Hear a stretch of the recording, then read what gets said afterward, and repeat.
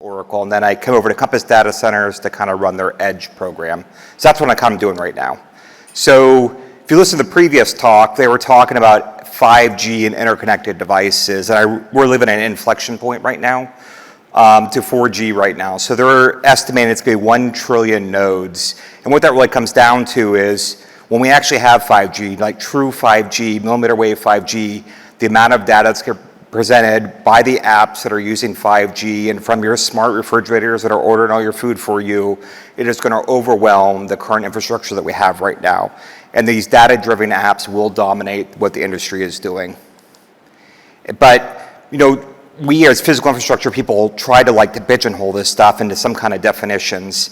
And we've all seen there's edge, there's far edge, there's micro edge, there's 10 milliseconds, there's bandwidth. You know, we're all trying to put some kind of guards on what we're talking, what that edge is. But I think we waste a little much time on how we're trying to define it, because I really think the edge is going to evolve into something different with all these devices. So this is the Linux Foundation, and they probably have the best well-known version of what their defining edge is, and it's really a user edge, service-provided edge, and the internet edge. And you can kind of look on how they define it on there. Has anyone ever seen this before? Never seen? Okay, well, it's one way to look at what the definition could be for what the edge is. But I think every definition is right, because what we don't actually understand is, until this point, technology and location have driven where the edge is at, or where data centers are at. So Ashburn, Virginia, the data center capital of the world, there's a subsea cable there, so we all build in Ashburn because that's where we feel like we have to go. But the business operations of the future will actually define where we're actually going for at the edges. So by that I mean, if I have a content delivery network, that's going to be different than an IoT. If I have a smart road versus a smart city, that's going to require something different. Gaming is going to require something different than AI. And from a physical layer, does it really matter how we define what the edge is going to be? Because the edge is really going to be everywhere. And that's something that we are going to have to try to solve. So I think we need to stop talking about edge and defining what edge is, because I'm sure you've all seen these at conferences where we debate it and hyperbole and we discuss what that could be, because it just doesn't really matter. And we need to solve what the problem is going to be for the customers, and that's they're going to require flexible workloads to go anywhere and everywhere at any time. And that's the kind of problem that we're going to have to solve for with physical infrastructure. But it's also not how we do business today. So Gartner came out with a report in 2022. It called The Evolution of IT Infrastructure, Designing for the Unknown. Has anyone seen this before? Basically, they interviewed a bunch of CIOs and technology leaders, and their outcome, what they talked about, is that the edge is going to decline on business need and outcome with the following assumptions. Enterprises are not going to know where they're going to need it. They basically are still developing the platforms. They're not going to know how much they're going to need. Is it 100 kilowatts, 200 kilowatts, 500 kilowatts a meg? They won't know how long they're going to need it for. They're going to have to minimize costs, because it's always going to be a cost concern. It's going to be a business outcome. They're going to need to deploy solutions anywhere in the world fast as they develop their platform. It's going to need to be ruggedized, and you're going to need to do it with existing staff. And this is not how we deploy data centers right now. We kind of know where the cloud wants to go. We take up land in that area, and we build the data center, and we pretty much are selling it right before we're actually breaking the shovel in the ground. But for these kind of smaller platforms, these smaller edges, which are the programs are still being developed for, the platforms are still being developed for, we don't know where they're going to be. So you can't really go into an area and say, I'm going to go build 200 kilowatts in downtown London to support IoT, because you don't know where that's going to be or when they're going to need it or who's actually going to need it. So an example is, and this is actually a recent example for the company I've been working with. So let's say you're a new AI startup and you have a bunch of software engineers. And the whole premise is you're going to use NVIDIA GPUs to create an AI, and that AI is going to look at an MRI database. And so the doctor would do an MRI, the AI would look against the database and provide the doctor with a prognosis. So let's say you're a startup of 5 to 10 software engineers. You'd have to think of all these things on how you're going to do deploying your infrastructure. And if you're a software team, do you really want to kind of do this kind of stuff? Because you can't go to your local downtown retail colo space because the latency is not there. And you're going to spend a lot of money on your HPC racks. And typical kind of retail prices are anywhere between $3 to $12K per rack position per month. And so it's just kind of inexpensive. So this is a great example of why you can't just go down the road to your local kind of retail space or your wholesale co-location space.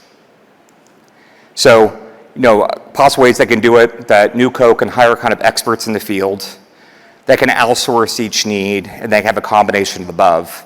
But, as you can tell from a startup, all these are time-consuming, costly, a lot of unknowns, limited opportunities for benefits of scale. Software engineers are now going to have to become data center engineers, and limited opportunities to kind of provide that kind of optimization and mass customization.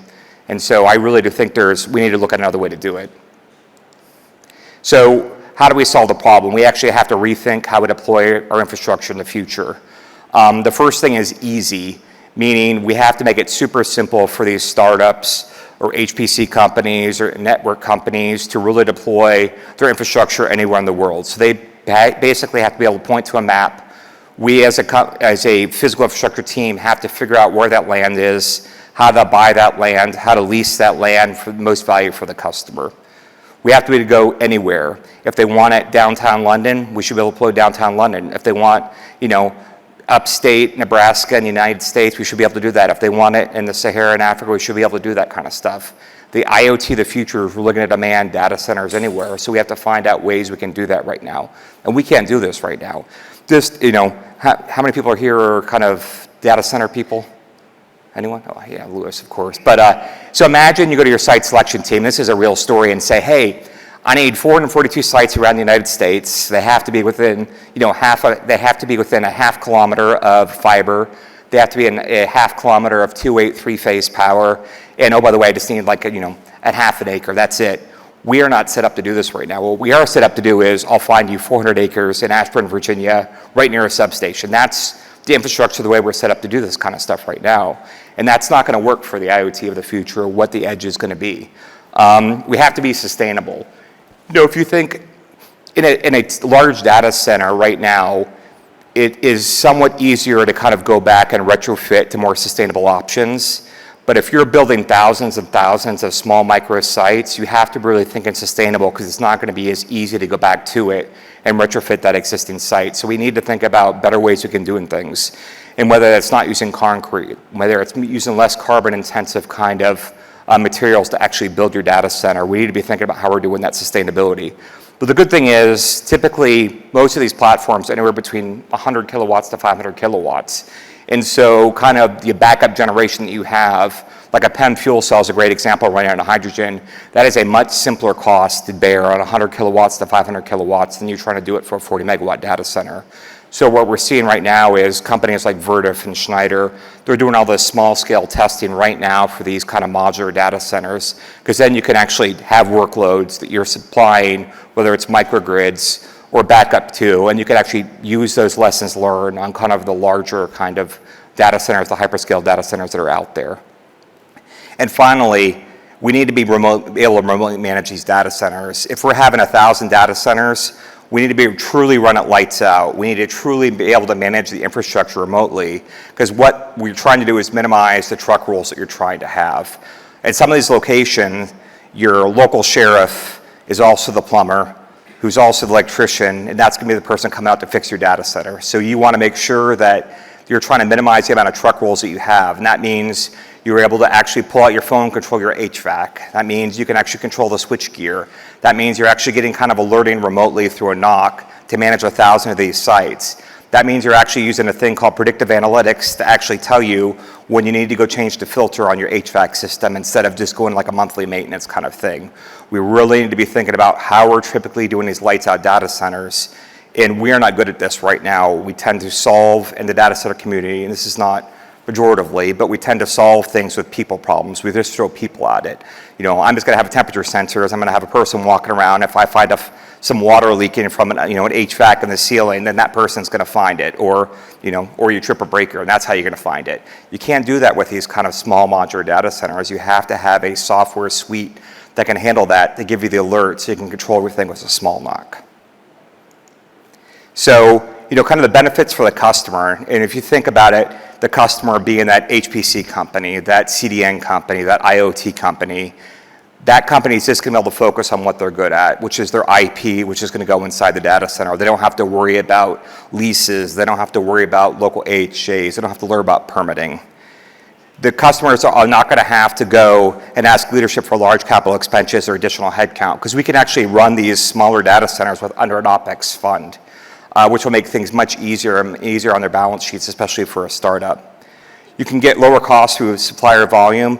You can easily go to a company right now, and this is Silent Air, the Verdifin Schneider, there's many more out there, Sonic Edge, and have these kind of data centers built, but you're not going to get the volume discounts that you're going to get that you do if you go to a supplier who can mass produce these and you're just leasing them from them. And you also get the benefit of the large supplier networks. Most startups aren't going to be able to go to these big suppliers and say, hey, I only need one DX system and I need it super cheap and I need it within 20 weeks. They're going to say, well, we're going to put you at the bottom of the list and you'll get it in a couple of years right now, at least with the supply chain. So you don't get those kind of benefits of the mass buying. And probably most important is you can't minimize the risk and learn lessons if you're just doing small deployments. So you need to rely on someone else doing it bigger. So we're already kind of seeing the strain right now with some of these data centers. What we're seeing the business cases for, the first one is kind of solving for data gravity. And I know it's a total DRT term, and Chris Sharp's going to love that we're actually kind of endorsing it here with data gravity. But the premise really is that you need to move the applications and the compute to where the data is being generated. There's a thing also called artificial data gravity, which is what's happening right now, where we're actually putting data in the cloud, and that's where we're sending all the compute to, but it's hugely expensive to use the egress costs from that cloud. So just bring the platform, bring the compute in for data gravity. Where we're seeing this right now is entertainment industry. So if you think about, you're creating a movie right now. Let's say you have 5 or 6 cameras rolling at once that are doing, 3,000 gigs per hour of actual raw camera footage. Do you really want to put that out to the crowd to render, or do you want to kind of do it on site? So we're starting to see that data gravity affect that as well. The next thing is kind of solving for customer and platform latency. This really comes to really kind of platform intensive, where they need local kind of compute and read writes on your database. And this is kind of goes back to the AI situation I was talking about earlier with the HPC, that customers they want that on-prem, they want that compute because they have the latency concerns for their whatever platform they're developing. The next one is there's a lot of old telco sites out there, a lot of enterprise sites that it's super costly to retrofit that. And so, they're worried about taking down racks. They're worried about, interrupting their business as they put in, higher density racks. They're looking at, from HPC to AI or even liquid cooling racks. So a way to do this is you just actually drop in modules right next door to that. You're starting to see companies recognize how easy that is to do. They already own the land, they already own the fiber. So why go in and retrofit your area? Just drop a module next door to it. One thing that we're also really bad about doing in the data center industry is predicting actual rack utilization. So we might design a data center to 10 kilowatts per position, but the customers dictate what the actual utilization is. So you might get 6 or 7 kilowatts per position. So that's roughly 40% of your infrastructure that's being wasted right now. So we're starting to see customers really want to kind of utilize that area. So they're using small micro data centers to drop into those spaces so they can actually use that extra power that they have right now. Or even companies that are looking at more AI intensive applications that require an N because they don't really care if they have an interrupt on it, because it just goes back to the last reset point. That doesn't interfere with their actual standard compute. And so they separate that stuff outside their data centers, and it's easier to control because it grows at a very different rate than your standard computer storage that you have out there. And we're also starting to see time to market differences. The good thing about these modules on these edge that you're looking at, they're UL listed as a factory item. So it's almost like you're getting an appliance out there. Local AHJs and the permitting aspect to it is it's not super simple, but it's a lot easier than a stick build right now. In India, for example, it's probably going to take you 3 to 4 years to actually permit it and build like a 30 megawatt data center. You could actually get 2 megawatts right now with these kind of small modules within 6 or 7 months. So we're starting to see companies really see the value of that. How can I get my border network in really quick? How can I get my CDN applications in really quick while I build the data center in the background? And that's kind of only the beginning right now. So I apologize, I ran through that super quickly. Wasn't prepared to do it this early, so I'll have more than enough time to answer any kind of questions right now. Yes, absolutely. There's a few that have come in already, but do we have any questions from the floor at all before we go to virtual? No. Okay. I can answer if you want to.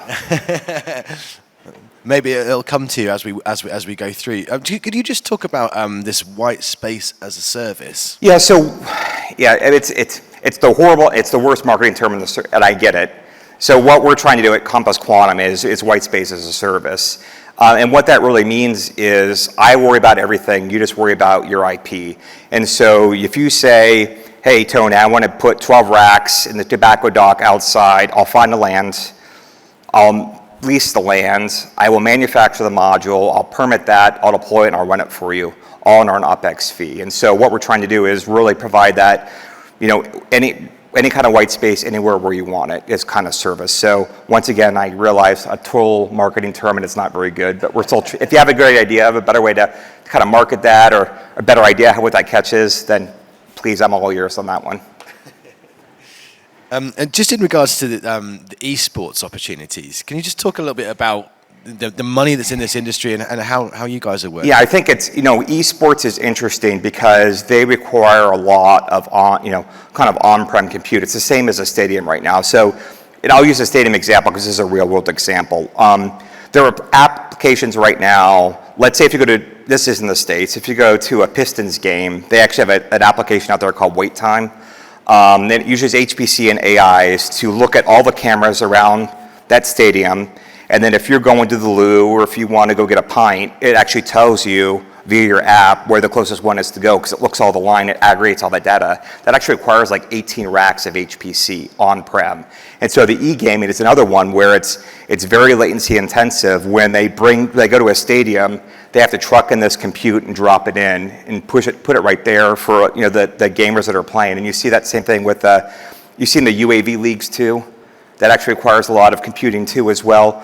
And we're starting to see that too with kind of the online streaming gaming where, you can't just sit there and say, I'm going to go downtown Chicago and support this area. You actually have to push that compute, that kind of storage close to the customer because it really is super latency intensive. Hopefully that answered the question. Yeah, absolutely. I'm just sort of putting two and two together here in terms of just wondering from your perspective, from a CSR perspective, whether you do any work with vets and that kind of thing? Is it something that you'd look to consider in terms No, this is, what we have to do with these kind of more modular data centers is you have to get local workforces involved to come fix them. You can easily do warranties and that kind of stuff. So what we actually do, we're working with a partner that sources primarily out of vets to give them an opportunity to come in. And so they're doing not only the facility maintenance, which you typically see in a data center, but most of these modules, you actually have to do smart hands work. And so we're trying to get them to broaden their experience now. So now they're going to get to how mechanical and HVACs work. They're going to figure out how networking works. They're going to figure out how optics works. They're going to figure out how to change drives on the IT space. So it gives them kind of a broader opportunity to kind of expand their horizons and instead of just kind of typical facility work on that we normally see from the hyperscale data centers. Do you personally get or invited or maybe propose going and speaking in front of them? No, I do. I speak to a lot of vets. Normally I do it at, we have big conferences in the United States every quarter where it gets all the vets in, people that are getting out of the military, and I speak to them to try to give them to talk about our industry and how successful we can be in our industry. But I also go to once a month, they typically local bases have conference which they talk about the transition and who you can do. So I like to kind of go there, answer questions, and be more real to them about kind of our space and how you find a job. Because I think we as vets, what we're told is it's the same on the outside as the same in the military, and it's not. It's nothing like it is. Leadership, you might lead 1,500 people on the outside. You cannot lead 1,500 people, in the Navy or the military, and you cannot lead 1,500 people on the outside like that. Leadership is different. Everyone's taught to think the same. Hey, guess what? They have to take orders. So you can be kind of rough and tell them to do stuff. It is a very, very different thing. Finances are different. Program management is different. Everything is different on the outside. And I think we, as an industry, this is a global problem. We do not do a good job preparing vets for that. We kind of just throw them to the wolves and say, here you go. And so you might see a similar operational problem, but I can't really go to, you, Alex, and sit there and say, well, I don't really care what you think, just do it anyway, and you're going to be in front of, doing an HR investigation for that kind of stuff. But it is very, very different. I mean, I noticed in interviewing a couple of people from American universities and also ex-military, and they're chief information officers or chief technology officers in these universities, and they just transition through so well. I guess the warfare mindset and tactical mindset, but this idea of sort of purpose and protecting people works quite well in cybersecurity. What if you are the poster boy? Well, I'm making you now the poster boy for data centers. What exactly, what kind of qualities do you look for in people to tempt them into this world? No, I think it's, I really do think that attitude is everything you can teach for skill. You can easily hire someone with great skills, but if they don't have the attitude, they're not going to gel with the team. And so I think that attitude and people with grit are the best people to hire. Who wants to hire a person who's never failed? That means they're never going to get any better. That means they typically have that wrong kind of feel and that wrong kind of attitude. I'd rather hire someone who's been fired before, to be perfectly honest. So I know they've as long as they show that change, that difference, that they can actually get better. Because, to be honest, everyone makes mistakes, and you lie to yourself if you don't make those mistakes. So anyone who can honestly sit there, and I mean, it's a total interview question where you sit there and tell me your biggest failure. I really like people who sit there and say, well, this is what I did. I messed this up. I cost the company this. I might have been fired, and this is what I did to improve myself. Because that's truth, not that I work too hard and I stay up too late and I don't spend time with my family. That's not a. Well, that is a failure, but that's not what you want to hear. Just before I ask the final question, are there any more from the floor at all? No? Oh, yeah, here we go. Here we go. There we go. Thank you. I liked your comment about people walking the data center floor looking for the leaks. I just want to ask you about automation technology coming into the data centers and how important you think automation in the data center is going to be, and what would be the challenges, of trying to get that adopted? Oh yeah, so it's a huge challenge. So let's just this is a recent conversation. So if I'm under a nuclear plant, this goes back to my Navy days, if a breaker opens, what do? You shut the breaker. You get one free shut. At home, when a breaker opens, what do? You shut it. What do we do in a data center? We all freak out, we stare at it, we get everyone together, we try to figure out, is it the amps, how would this open?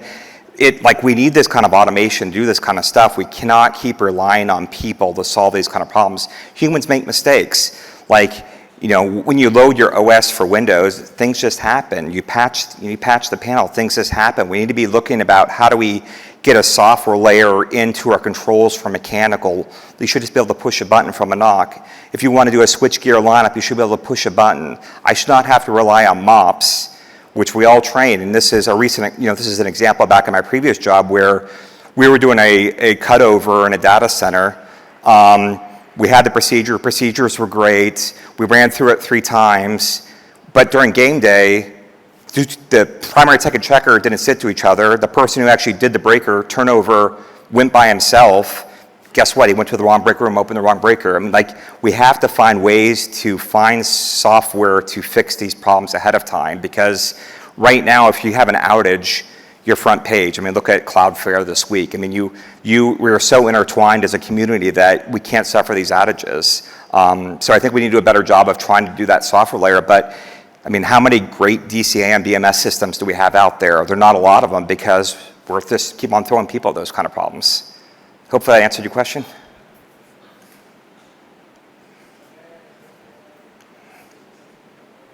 Just one final thought that I had. So the kind of data centers that they seem very portable, and I'm imagining this world in the future where we're seeing data centers everywhere. Now, some people might have a problem with the aesthetics of that. So how do you get around? I mean, is it a way of kind of building them into the environment, camouflaging them, that kind of thing, so people don't really know they're there? Yeah, I mean, I think you're starting to see this. This is really, I guess it's in the States, but it might be coming into Europe too. Local AHJs are actively fighting data centers, too noisy, too loud, take all the water.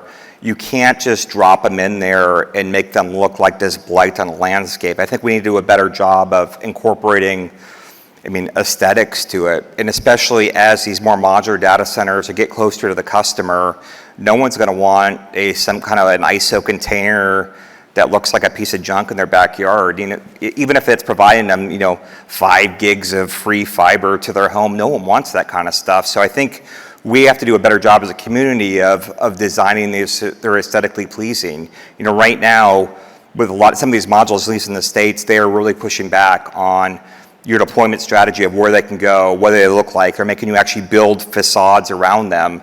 They're making you plant a bunch of trees around them, which I'm not saying is bad, but it kind of greatly increases the NRC costs and kind of goes against with the more modular, portable concept of what you're trying to do. So I think we need to do a better job of actually saying, hey, aesthetics do matter, people do care about it, and if you don't do it right, they're going to fight you tooth and nail on the permitting aspect of its side. And if people have been through that kind of stuff, you can't argue with a local city council that just thinks your thing is ugly. It's just, there's no amount of, all the gain that it's going to bring you is going to fight that. They're not going to want that no one wants to see their home values drop. So I think we'd have to do a better job of understanding that they can't be loud, they can't be intrusive, and they kind of just have to blend in with the landscaping part of it.